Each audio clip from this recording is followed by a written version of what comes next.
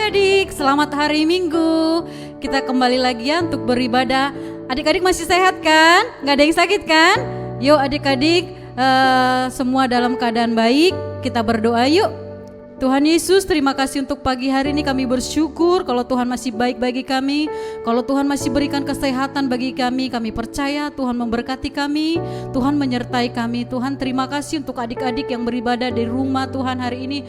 Tuhan berkati mereka, Tuhan sertai mereka, Tuhan yang selalu menjaga kehidupan mereka. Kami percaya Tuhan kehidupan adik-adik akan diubahkan, mereka akan menjadi generasi Yeremia yang mengasihi Tuhan di sepanjang kehidupan mereka. Terima kasih Tuhan untuk setiap kami yang ambil pelayanan pagi hari ini. Tuhan memberkati, Tuhan sertai, biar kami boleh beribadah menyenangkan hati Tuhan, biar namamu dimuliakan untuk selama-lamanya. Terima kasih Tuhan, dalam nama Yesus kami berdoa dan mengucap syukur. Yang siap beribadah katakan amin.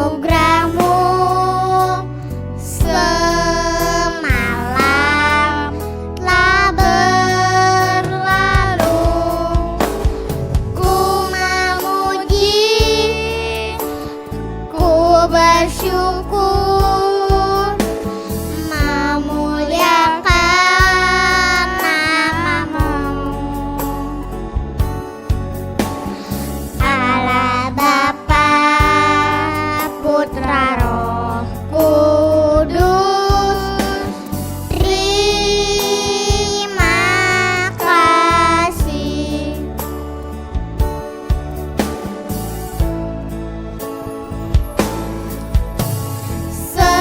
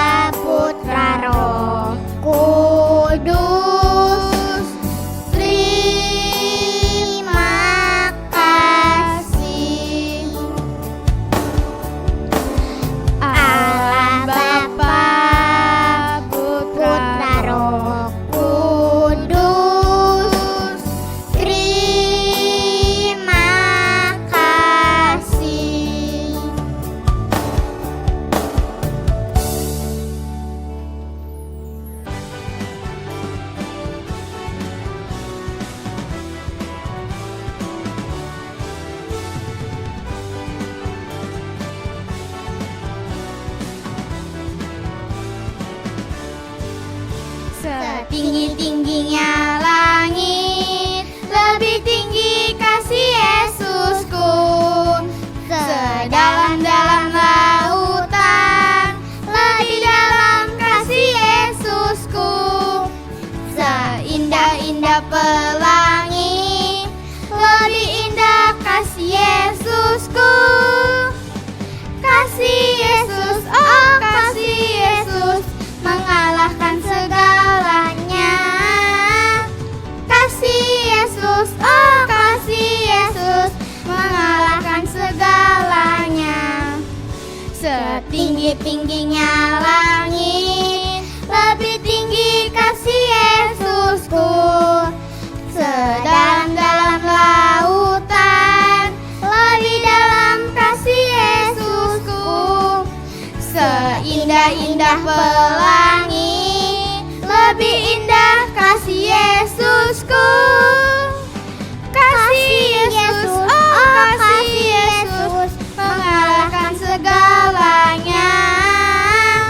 Kasih Yesus, oh kasih Yesus, mengalahkan segalanya.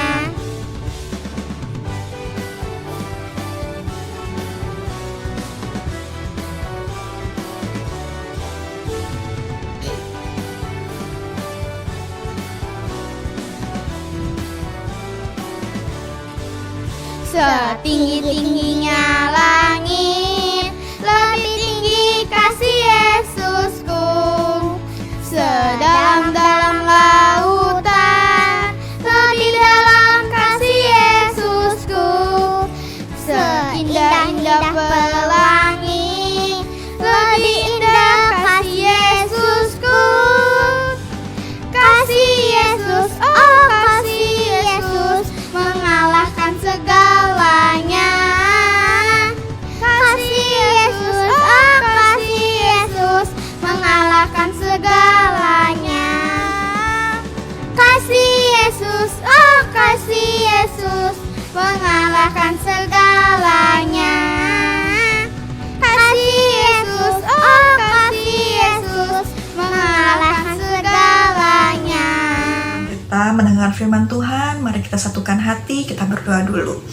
Bapa, terima kasih Tuhan untuk pagi hari ini. Kalau sebentar Tuhan, kami mau mendengarkan sebagian dari firman-Mu. Berikan kami Tuhan hati seorang murid yang mau dengar-dengarkan setiap firman-Mu, yang mau mengaplikasikan dalam kehidupan kami sehari-hari ya Bapa. Terima kasih Tuhan, haleluya, amin. Ya, kepada kesempatan kali ini, Kakak mau cerita tentang Nabi Yehuda yang dibuang ke Babel selama 70 tahun. Ya, udah berpuluh-puluh tahun loh adik-adik, bangsa Yehuda ini tidak mau mendengarkan, tidak mau memperhatikan lagi firman Tuhan. Apa yang sudah disampaikan Tuhan melalui hamba-hambanya, melalui nabi-nabinya. Dan ada satu firman Tuhan yang disampaikan melalui hambanya yang bernama Yeremia. Nah, Yeremia ini mengingatkan dan memberitahukan kepada bangsa Yehuda kalau bangsa Yehuda itu akan dibuang ke Babel selama 70 tahun. Nah, selama 70 tahun itu bangsa Yehuda ini akan dijadikan budak. Nah, tapi adik-adik, tidak hanya dibuang. Nah, setelah genap 70 tahun bangsa Yehuda ini dibuang dan dijadikan budak, Tuhan berjanji akan membawanya keluar lagi dari bangsa Babel dan kembali lagi ke bangsanya. Nah, cara Tuhan tuh ajaib loh adik-adik. Gimana ya kira-kira cara Tuhan untuk membawa bangsa ini yang sudah dibuang itu kembali ke bangsanya? Nah, cara Tuhan itu menarik. Dan Tuhan menuliskan janjinya Tuhan untuk membawa bangsa itu kembali lagi itu ada di kitab Ezra. Yuk dilihat dulu yuk, nanti kakak tahu ya ada di mana ayatnya. Dibuka dulu Alkitabnya di Ezra. Di sini ada dengan jelas di kitab Ezra di ayat yang pertama sampai ayat yang ketiga. Di sini sudah dijelaskan secara detail, secara rinci gimana caranya Tuhan untuk membawa bangsa Yehuda ini kembali ke Israel. Pada tahun pertama pemerintahan Raja Kores. Nah, Raja Kores ini adalah rajanya orang Persia. Nah, Persia itu apa sih, Kak? Negara mana? Bangsa mana? Itu adalah bangsa asing. Tapi Tuhan bisa meluluhkan, bisa menggerakkan hatinya sehingga raja ini membuat pengumuman secara lisan maupun tertulis.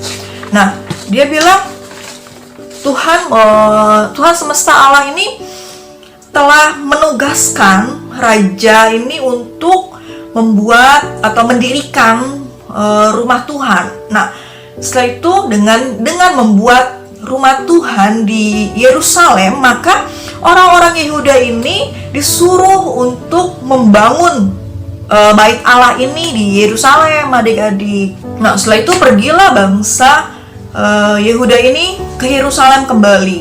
Nah, Raja Kores ini juga memerintahkan untuk rakyat-rakyatnya untuk memberikan perak, emas, dan semua harta benda yang jadi miliknya untuk dipersembahkan kepada Tuhan. Nah, setelah itu pergilah kaum keluarga orang Yehuda ini dan Benyamin serta para imam dan orang-orang Lewi ke Yerusalem untuk mendirikan bait Allah. Ketika pekerja-pekerja bangunan ini sudah mulai meletakkan pondasi untuk dibangunnya rumah Tuhan, para imam ini memakai jubah para imam yang berpakaian jubah melalui peniupan trompet. Begitu juga orang-orang Lewi dari kaum Asaf yang mulai membunyikan gonggong kecil, ikut bernyanyi puji-pujian bagi Tuhan dengan sorak-sorai loh adik-adik. Nah, di sini aku mau bilang sama Tuhan yang sudah berjanji untuk murid-muridnya, yang waktu Tuhan bilang Tuhan akan mati dan akan bangkit di hari ketiga. Tuhan gak cuma sekedar ngomong adik-adik, tapi Tuhan juga menepati janjinya kepada murid-muridnya. Dan Tuhan juga berjanji sama kita untuk datang untuk kedua kalinya dan menjemput umat-umatnya, anak-anaknya yang taat, yang setia, yang mau dengar-dengar kasih firman Tuhan adik-adik. Ya, dari sini kita bisa lihat janji Tuhan itu buat setiap kita itu nyata. Kita tahu dari mana Kak janji-janjinya Tuhan? Nih, Kakak kasih lihat ya. Janji-janjinya Tuhan itu nyata adik-adik. Semua ada di sini. Ada di Alkitab. Semua janjinya Tuhan, semua rencana-rencananya Tuhan buat kehidupan kita ini ada di sini. Kenapa selalu dibilang kita harus mendengarkan sebagian firman Tuhan? Gak cuma itu adik-adik, kita juga harus membaca, kita harus merenungkan firman Tuhan, dan kita juga harus terus mengingat ayat-ayat hafalan ya, yang seperti biasa kakak-kakak sampaikan, kakak-kakak ingatkan lagi. Kenapa? Karena itu bisa menjadi kekuatan buat adik-adik ketika adik-adik merasa jenuh, ketika adik-adik merasa lemah. Nah, adik-adik, ayat hafalannya ada di Ayub 42 ayat 2. Yuk kakak bacain ya. Aku tahu bahwa engkau sanggup melakukan segala sesuatu dan tidak ada rencanamu yang gagal. Nah, aku ulangi ya. Begini bunyi firman Tuhan. Aku tahu bahwa engkau sanggup melakukan segala sesuatu dan tidak ada rencanamu yang gagal. Kakak ulangi ya. Ayat hafalannya ada di Ayub 42 ayat 2. Yuk kita sama-sama baca pelan-pelan ya. Aku tahu bahwa engkau sanggup melakukan segala sesuatu dan tidak ada rencanamu yang gagal. Nah, jangan lupa ya diingat ayat hafalannya, dan jangan lupa setiap hari harus baca Alkitab untuk terus kita saling menguatkan satu sama lain, tetap semangat. Apapun yang terjadi hari-hari ini, Tuhan itu baik adik-adik. Ya, sebelum kita akhiri, kita bersatu hati, kita berdoa dulu yuk. Bapa, terima kasih Tuhan untuk firman-Mu yang sungguh menguatkan kami ya Bapa. Tuhan, mampukan kami untuk selalu memegang setiap janji-janji-Mu, untuk selalu dengar-dengaran setiap akan firman-Mu, untuk selalu terus menaati, untuk memperhatikan firman-firman-Mu Tuhan, untuk kami dapat lakukan dalam kehidupan kami sehari-hari ya Bapa. Tuhan, mampukan kami untuk terus intim dengan Engkau ya Bapa. Kami mau Tuhan bekerja dalam setiap kehidupan adik-adik ini ya Bapa. Terima kasih Tuhan, Kau berkati juga Tuhan, Papa Mama, semua Tuhan, kakak, adik, keluarga semua Bapa. Biarlah Tuhan penyertaan-Mu begitu sempurna bagi setiap kami ya Bapa. Terima kasih Tuhan Yesus, haleluya, amin. Bye-bye, God bless.